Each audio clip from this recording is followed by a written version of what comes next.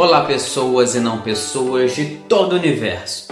Eu sou Gabriel San e sejam muito bem-vindos ao meu canal. Eu percebi que tem muita gente que vem aqui, curte, comenta e compartilha, mas esquece do principal: se inscrever no canal. Então, se você é uma dessas pessoas ou você ainda não é inscrito, se inscreve agora, ativa as notificações, não esquece de deixar aquele like, comentar se gostou, se não gostou e compartilhar com quem você acha que vai gostar desse vídeo.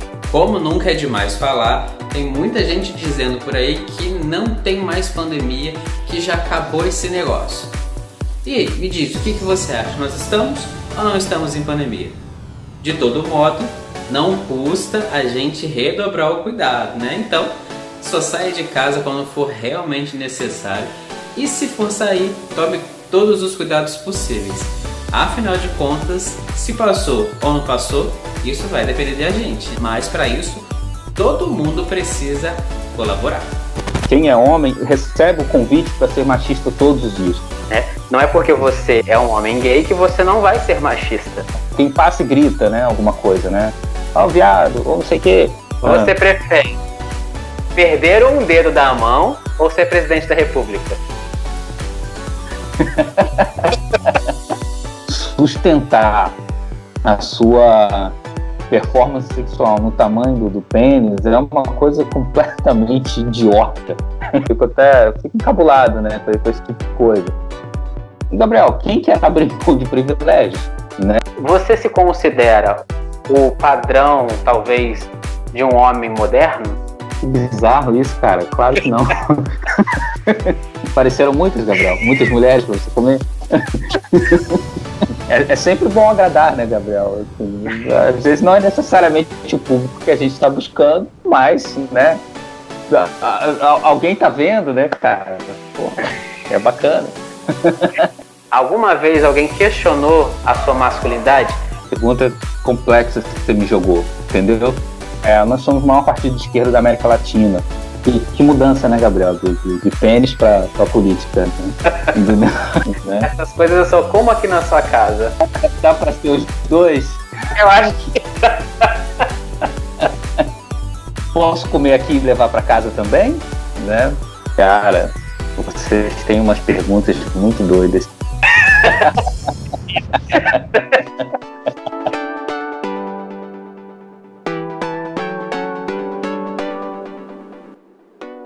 Oi, gente, sejam muito bem-vindos a mais um episódio do Conversa Comigo. Hoje eu recebo por Skype ele que é psicólogo, especialista em psicologia social, pós-graduado em droga-dependência, mestrando em Estado, Governo e Políticas Públicas, vice-presidente do PT em Resende. Diz também que não tem nenhuma habilidade artística, mas o pessoal diz aí que ele faz muita arte. Ele é o Thiago Grangeiro. Olá Gabriel, olá a todos do canal. Thiago, muito obrigado por aceitar o convite. E o nosso tema de hoje, gente, é homem macho. Thiago, eu falei tudo certinho as suas especializações ou faltou alguma coisa?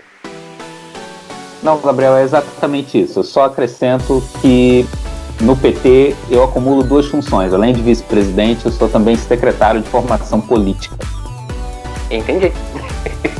Então, para começar mesmo a nossa entrevista, aquela pergunta que é bem clichê também. O que é o homem macho? Né? Você sabe onde surgiu isso?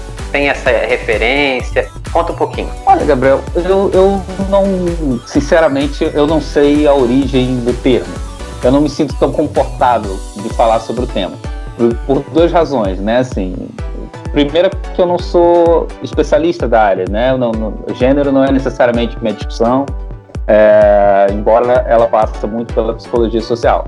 Se não é pela minha especialização, pelo meu trabalho, eu imagino que você tinha uma expectativa de conversar comigo pelo fato de ser homem. E eu rejeito um pouco essa ideia de tentar falar de uma perspectiva como modelo masculino, de usar a minha própria experiência como modelo para alguma coisa assim.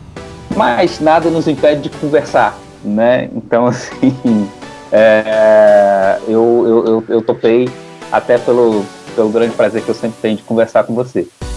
Mas, enfim, a origem do termo macho, eu sinceramente, eu não conheço ela, né, assim. Mas o que eu conheço dela, hoje, basicamente, são 3 utilizações, né? Uma utilização biológica, né, que é do campo da biologia, para distinguir macho de fêmea. Uma outra que foi utilizada na sociedade como um todo, mas principalmente pelos homens, para poder classificar uma categoria, um conjunto de comportamentos desejáveis para o homem, né? Do qual os homens não deveriam se desviar daquelas condutas, né? De ser macho. E hoje eu acho que já tem uma ressignificação desse termo. Hoje eu já vejo uma nova geração usando esse termo de uma maneira pejorativa, para poder categorizar o homem machista de uma determinada forma, que ainda ostenta essa conduta, né? Você falou que não tem essa proximidade com o título, né, com o tema que eu escolhi, mas era justamente disso que eu queria também trazer essa proposta, porque todo mundo que conhece você diz que você é o exemplo, talvez, de um homem perfeito, que você tem uma sensibilidade, você é muito vaidoso, você tem cuidado com as mulheres. Por você ser um homem cis e hétero, muitas pessoas acabam associando você a não ser um macho, né? E pelas pessoas que te cercam, principalmente as mulheres, você é o oposto de um macho, e sim um homem. É mais ou menos nesse sentido que eu queria trazer essa discussão, né? Para as pessoas conhecerem o homem que tantas mulheres falam bem. Não, Gabriel, é lisonjeiro, né, assim, fico encabulado, né, com esse tipo de coisa. Mas, assim, se a gente falar sério, assim, né, em relação ao que a gente está discutindo, isso para mim é um terreno muito arriscado, assim, né, é um terreno perigoso a gente colocar nesse ponto. Por que eu digo que é um terreno perigoso? Porque para os homens se denominarem não machistas ou qualquer coisa parecida, acho que isso já é um erro, porque por mais que você faça um esforço nessa direção, isso não é uma coisa que se encerra num determinado momento, tipo, compreendi todo esse debate, compreendo as demandas e necessidades das mulheres, a lógica machista, então logo não sou mais machista, né? Como se fosse uma coisa que você atinge uma compreensão, como se fosse uma epifania moral, uma coisa assim, e você a partir dali não tem mais condutas nessa direção. Isso é um equívoco completo, porque assim, quem é homem recebe o convite para ser machista todos os dias. Então, assim, sempre há uma oportunidade de ser machista. E certamente você ainda será durante toda a sua vida e certamente eu ainda serei. É possível que eu tenha sido hoje, é possível que eu tenha sido ontem, né? Então, qualquer conduta nesse sentido precisa ser entendida como uma construção, a meu ver. Precisa ser entendido como algo inacabado, né? Algo a ser aperfeiçoado dia após dia na tua conduta, a análise das tuas próprias condutas, da maneira como você age com as mulheres, com os homens, e a partir daí fazer essa autoavaliação. Você falou na questão de que nós somos jogados para nós, né, a questão do machismo a todo dia, todo momento para nós homens. Sejamos gays, sejamos héteros, cis ou trans, realmente essa questão do machismo, a gente cresce muito com essa crença, com essa educação machista, né? Não é porque você é um homem gay que você não vai ser machista. Nem sempre, né? Até mesmo algumas mulheres têm pensamentos machistas. A gente está realmente num momento de desconstrução. Acho que por muito tempo, particularmente, eu sempre disse que não sou machista de jeito nenhum.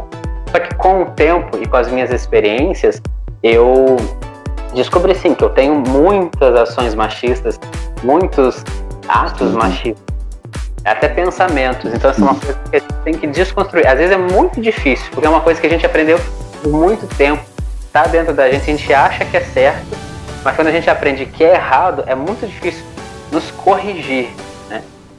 O que você pensa nesse âmbito, né? Principalmente dessa nova geração, da questão do machismo vir com tanto impacto, né? De ter surgido, principalmente com mais ênfase agora, nessa questão do termo macho escroto para denominar um homem que tem ações machistas extremistas e que não é um bom homem, vamos dizer assim. Gabriel, eu só consigo ler isso como uma reação, né? Assim, como um movimento de reação. E eu acho que, sem dúvida, a gente precisa acreditar isso ao movimento feminista, né? Não é o feminismo. Pontuando essa discrepância, essa hierarquização do gênero na nossa sociedade, a gente não poderia alcançar esse debate, né? Principalmente nós homens, né? Porque para nós, na nossa sociedade, é um privilégio, né, ser homem. Então, é difícil você abrir mão de um privilégio conscientemente. Você se dá conta que você tem um privilégio e, a partir dele, você abrir mão.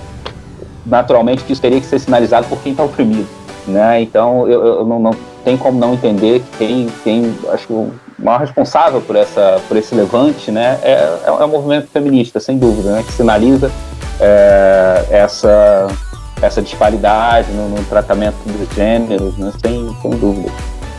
E o que você sabe me explicar e explicar para o pessoal qual é a diferença do machismo e do feminismo?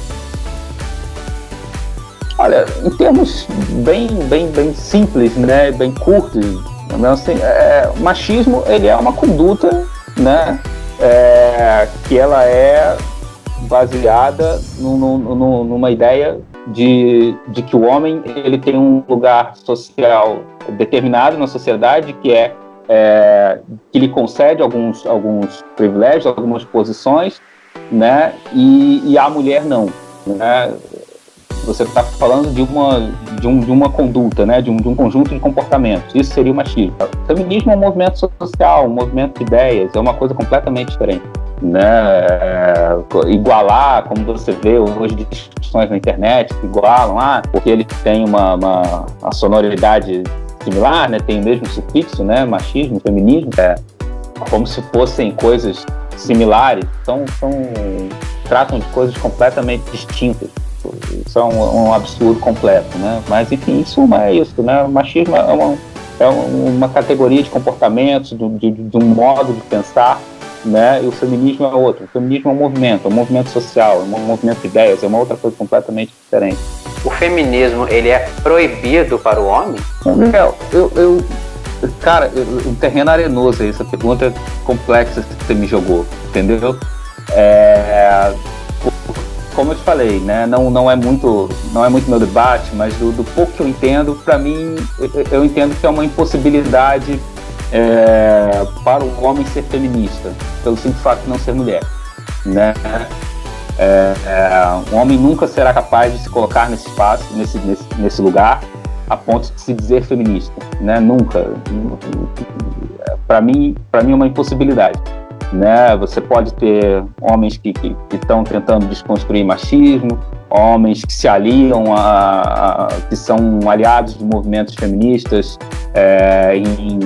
em conduzir e lutar por algumas pautas, mas eu acho meio estranho qualquer homem que se auto-intitule feminista. Para mim isso é algo que é uma prerrogativa das mulheres, entendeu? Não há como alguém levantar essa bandeira sendo homem. O termo masculinidade se tornou tão frágil para algumas pessoas, principalmente para homens, e que em alguns momentos a gente acaba percebendo que alguns homens acabam acham, né, que precisam provar que são homens, que são machos, né, que a masculinidade deles ainda é algo muito latente e ele precisa provar isso para a sociedade. Por que você acha que isso surgiu recentemente como um boom assim do nada, né?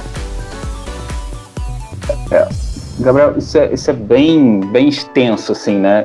Esse debate, né? Porque ele tem algumas explicações que são de ordem de uma ordem bem sociológica, que vão discutir a questão da divisão social do trabalho, da estruturação de uma sociedade capitalista, de que essa hierarquização de gêneros, ela constitui uma base, né, para que o mundo seja como ele é, né, para além das diferenças de gênero, né, e que mexer nessa estrutura implica mexer, né, nessas relações de homem, mulher e tudo mais, implica também mexer nessas estruturas e abalar também essas estruturas, né, do capitalismo, etc. Então, essa me parece que é uma das primeiras razões sociológicas, talvez uma das mais profundas, assim, em relação a esse tema, né, que faz com que homens se incomodem tanto com isso. Um outro aspecto, naturalmente, uma consequência disso, Gabriel, é que, assim, mexer nessa estrutura significa que homens vão ter que abrir mão de privilégios, né? E, Gabriel, quem quer abrir mão de privilégios?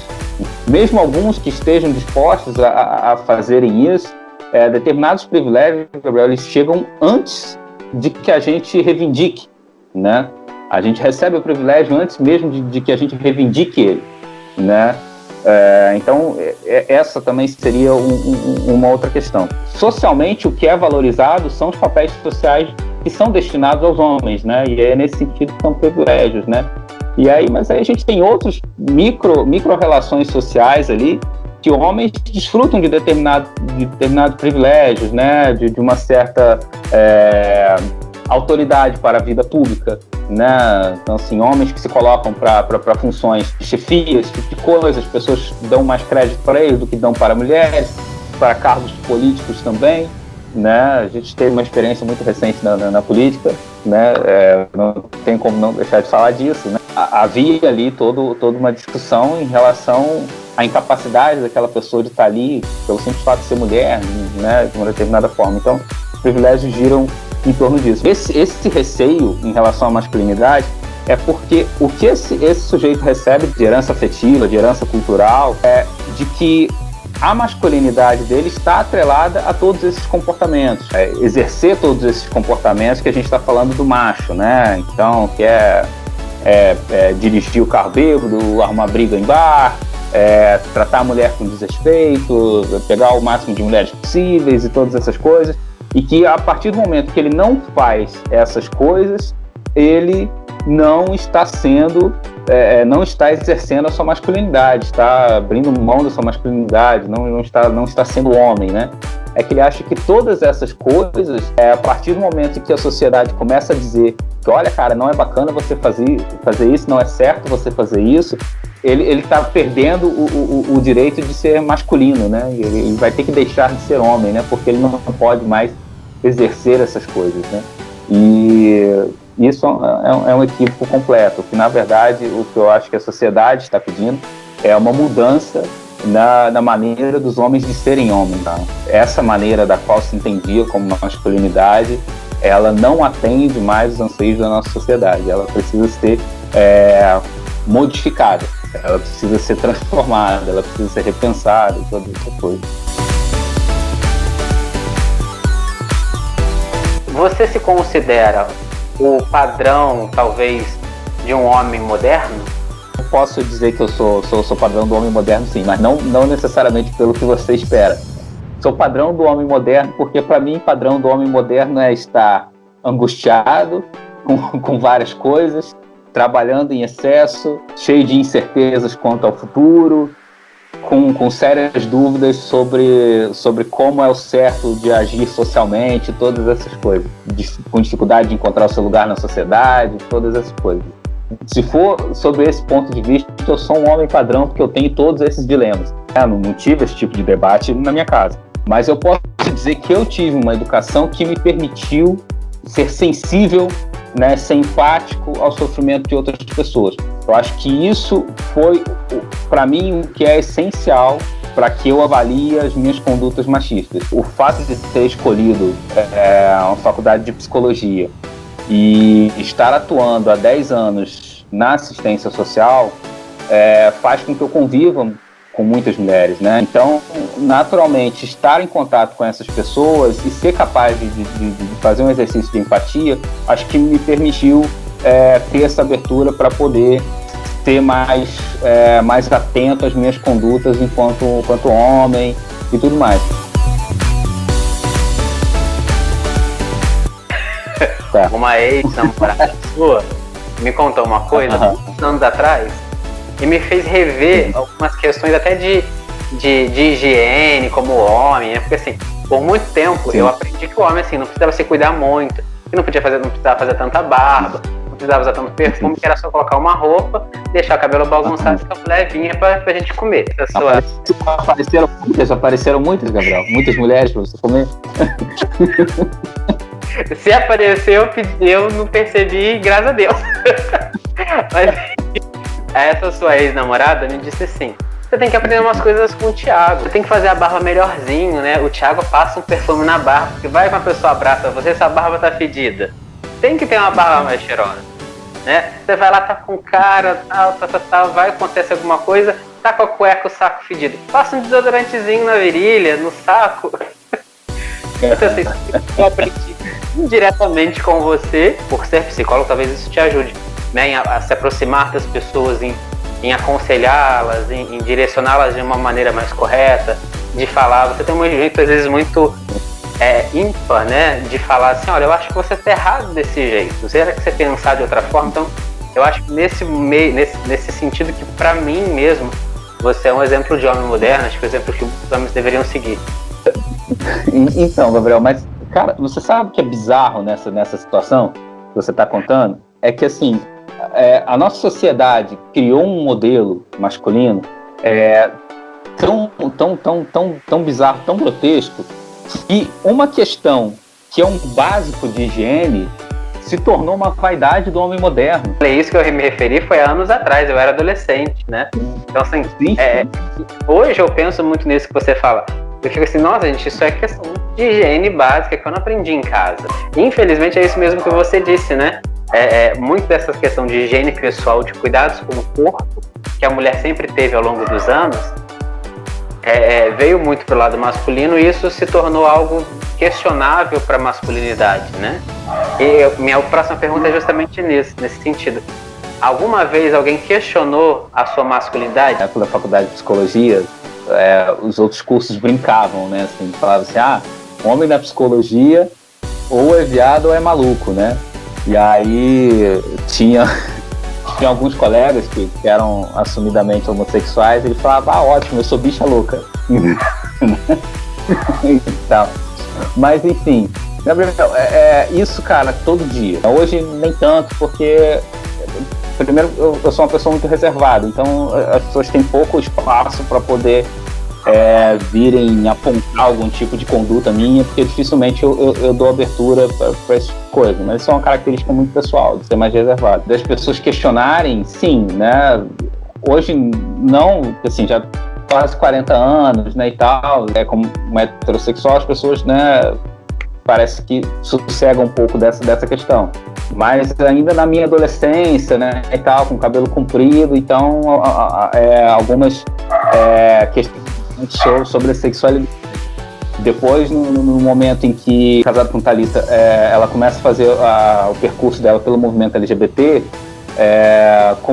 alguns rumores, né, e tal, sobre tanto eu quanto ela sermos gays, né? Mas agora, uma coisa que é curioso, que as pessoas questionam muito sobre essa questão do ponto de vista masculino, né, assim, tal, da masculinidade, é o fato de eu não dirigir. É uma das coisas mais chocam as pessoas do ponto de vista, assim, cara, como assim você não dirige? Como assim você não tem carteira? Essa questão do cabelo comprido e do brinco também, né, que eu uso brinco, não sei se dá pra ver aqui, as crianças perguntam muito, né? Esses dias eu tava fazendo uma visita domiciliar no meu trabalho e tal, uma criança me perguntou, uma menininha me perguntou: ué, moço, mas homem pode usar brinco? Aí eu falei pra ela: qualquer um que tem orelha pode. Você acha que é uma conduta da educação, talvez do pai, do tio, da presença masculina em casa, ensinar ao garoto que, se ele não tem um pau grande, ele tem que se esforçar mais para conquistar uma mulher? Ou vem na questão do preconceito de que a mulher só vai ficar com o cara por causa do pau dele? Cara, isso tem tantas origens, assim, Gabriel, né? Eu não sei nem elencar todas elas, né? Porque tem vários pensamentos sociais aí que tem essa fascinação em relação ao pênis, né? E aí e principalmente o pênis como sendo símbolo, né? Como sendo símbolo do poder do homem em diversas situações sociais, né? Qualquer pessoa, cara, qualquer homem precisa se esforçar para poder agradar a sua parceira ou o seu parceiro, né? Sustentar a sua performance sexual no tamanho do pênis é uma coisa completamente idiota, né? Assim, que realmente só é uma ideia que só pode realmente perdurar na cabeça de alguns homens ainda. Não sei como que alguém ainda se sustenta com base nessa ideia. Tiago, trocando de assunto, indo para um assunto que você comentou lá no começo da nossa conversa, inevitavelmente a gente precisa falar sobre política porque você está político atualmente. Sim. Principalmente nos seus cargos que você ocupa em Resende, do PT. Sim, né? sim. Você falou que é vice-presidente do PT e secretário de Formação política. Naturalmente, a gente viu, né, por conta de todas as questões políticas que envolveram, quando se fala em PT, a gente não consegue não falar em Lula, não relacionar a Bolsonaro, né? Como é que você enxerga esse momento atual político? Que mudança, né, Gabriel? De pênis para política. Né? Outro lugar onde os homens realizam suas fantasias de poder. Mas, enfim, o PT é uma situação nova na minha vida, assim, né? Militar no PT oficialmente, né, digamos assim, ele é uma coisa nova, né? Eu ainda não era do PT nos períodos áureos de Lula, né, etc. É uma coisa recente, né, que veio com uma decisão que eu tomei, que eu amadureci, muito em função da ascensão da extrema-direita, do Bolsonaro e tudo mais. Essa tese de comparação, né, que as pessoas falam, né? Agora eu faço um esforço para entender, mas eu acho muito estranho quem coloca como se fossem dois lados da mesma moeda, como se fossem Lula e Bolsonaro são iguais, né? Porque para mim é completamente diferente. Você acha que o partido ele vai acabar ou ele vai estar se reerguendo? Então, Gabriel, eu acho que está se reerguendo, né? Sem dúvida que está se reerguendo, longe de acabar. Hoje, certamente, não é nenhuma dúvida que nós passamos por momentos muito difíceis, né, durante o impeachment da Dilma. Mas certamente que o partido de hoje ele continua a crescer, né? Existem indicativos em relação ao aumento de filiações, etc., que sustentam isso, né, de que o partido ele continua a crescer. Mas para além disso, Gabriel, assim, nós somos o maior partido de esquerda da América Latina, somos a segunda maior bancada da Câmara dos Deputados, temos governadores em vários estados da federação. Então, assim, o partido está longe de acabar, né, bem distante disso. Criminalizar a política, dizer que todos os partidos políticos são criminosos, são coisa de bandido ou qualquer coisa parecida, enfraquecer a nossa democracia, né? Isso só interessa ao discurso autoritário, ao discurso totalitarista, entendeu? Esse tipo de discurso, ele só interessa a quem quer governar sozinho. Eu governo aqui sozinho com mão de ferro e faço tudo. Então, assim, esse discurso, ele é extremamente prejudicial para o nosso país, para qualquer sociedade. Trocando de novo de assunto para ir para uma outra realidade, a gente está caminhando agora para a reta final da nossa conversa. Então, antes da gente finalizar, eu preciso te perguntar se em algum momento da sua vida você sofreu homofobia, se alguém te chamou de viadinho, alguma coisa nesse sentido. Não me recordo de nenhuma situação específica, assim, né? Mas é muito comum, às vezes, assim, né? dependendo da situação em que eu já estive, né? Quem passa e grita, né? Alguma coisa, né? Viado, ou não sei o quê, né? Porque olha o cabelo comprido e pensa alguma coisa. Você gosta de receber cantada de homem, então? Cara, não, a gente se sente lisonjeado, não tem como não dizer, né, cara? Entendeu? Assim, é sempre bom agradar, né, Gabriel? Assim, às vezes não é necessariamente o público que a gente está buscando, mas, né, alguém tá vendo, né, cara? Pô, é bacana. Eu descobri hoje um livro chamado Questionamentos Modernos para Machos Convictos. É um livro muito interessante. São algumas frases com desenhos. É muito interessante porque assim, quando eu comecei a ler, eu comecei a rir. Então assim, eu separei algumas perguntas para fazer para você responder. Esse livro, ele foi feito por 4 publicitários de Porto Alegre. Eu vou deixar no link da descrição, quem quiser acessar também depois. Acho que vale a pena pelo menos para você se distrair e também chega até pensar em algumas outras coisas e de repente até presentear uma pessoa que se diz macho convicto. Você transaria com a sua sogra só para não precisar mais morar com ela? Que bizarro isso, cara. Claro que não. Você prefere perder um dedo da mão ou ser presidente da República?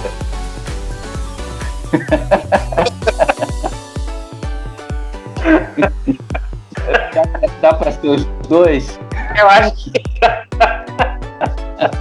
Para finalizar nossa conversa de hoje, no final de cada quadro aqui de entrevistas, eu tenho uma brincadeirinha que eu proponho para o meu convidado, para ele brincar comigo.